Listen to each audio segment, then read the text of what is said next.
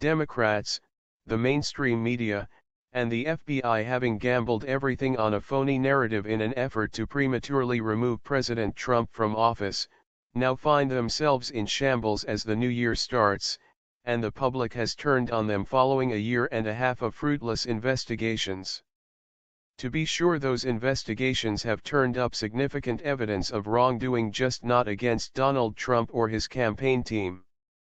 Fully 56% of the people now want a special counsel to investigate Mrs. Clinton and the trail of corruption that she left in her wake. First, to the collapse of Russian narrative that has shown the mainstream media colluded to protect Hillary Clinton, her associates, and her presidential campaign. And then after the election, how the mainstream media turned its sights on destroying the nascent Trump presidency. That the Clinton campaign paid for opposition research to use against Trump is not new news. That the resulting dossier was baseless only means that Hillary paid millions of dollars for nothing. That the DNC also chipped in to pay for it makes them a participant in what became a criminal conspiracy.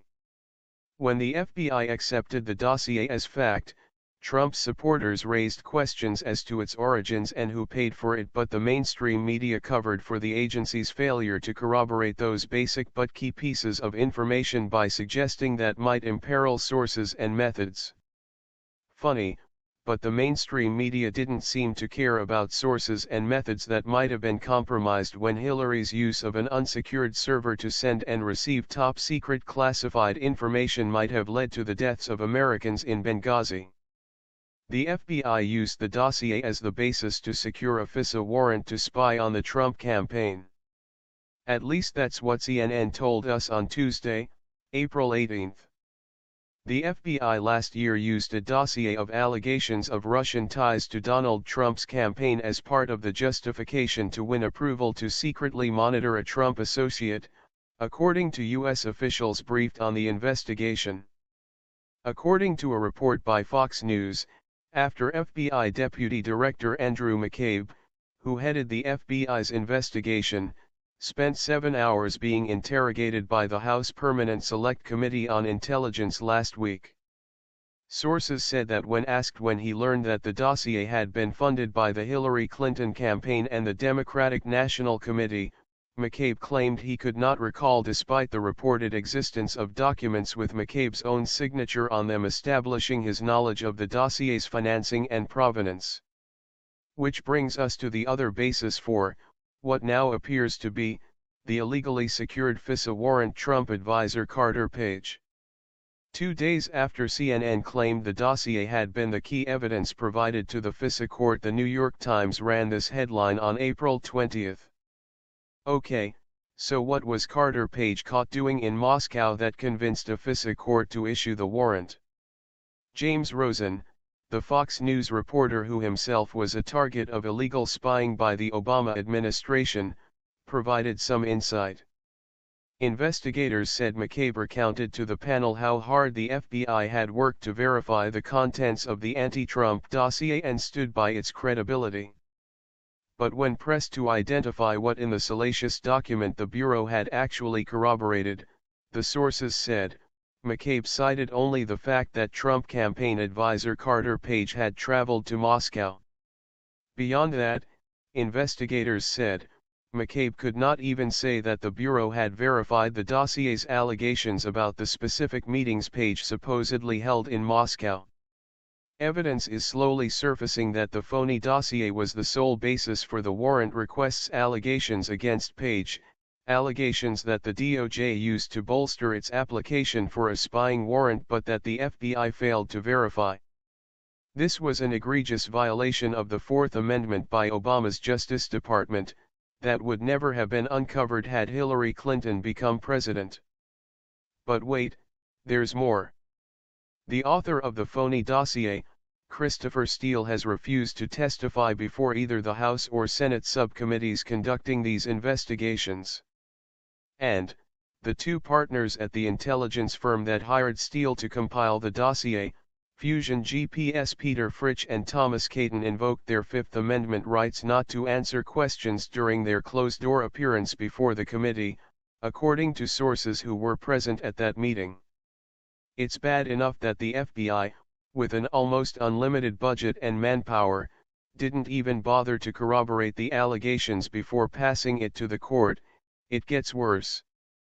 Sources tell us that HPSCI has decided to issue subpoenas for additional FBI and Justice Department employees who likely were involved in this fraud. That includes now demoted Associate Deputy Attorney General Bruce Orr.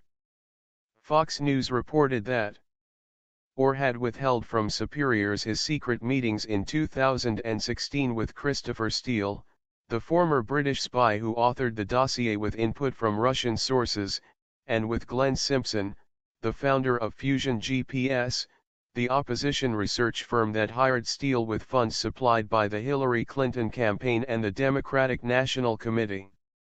If that is true, why didn't he tell McCabe that he had personally verified the contents of the dossier? Maybe that's because he didn't. Fusion GPS had employed Orr's wife during the time that the salacious dossier was being contrived. Where is the mainstream media in all of this? They have remained silent. Instead, after 7 months of trying to continue peddling the Carter Page Christopher Steele dossier story, they are now targeting George Papadopoulos as the justification for the FISA court's decision. The New York Times now claims that the then 28-year-old Papadopoulos got drunk in a London bar and began running his mouth to Australia's top diplomat in Britain.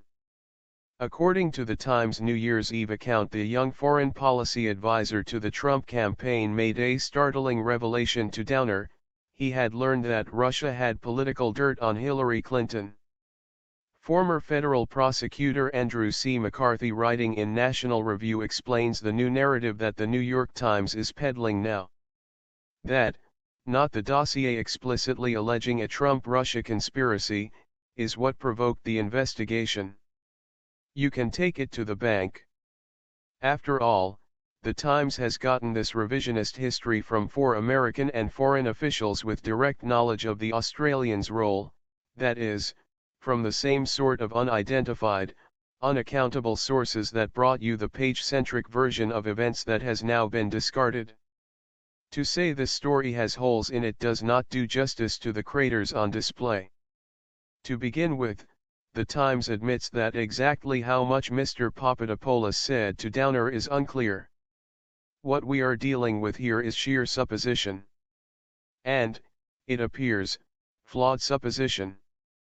There is no evidence that Papadopoulos or the Trump campaign was ever shown or given any of the emails the Kremlin purportedly had. The evidence, in fact, undermines the collusion narrative.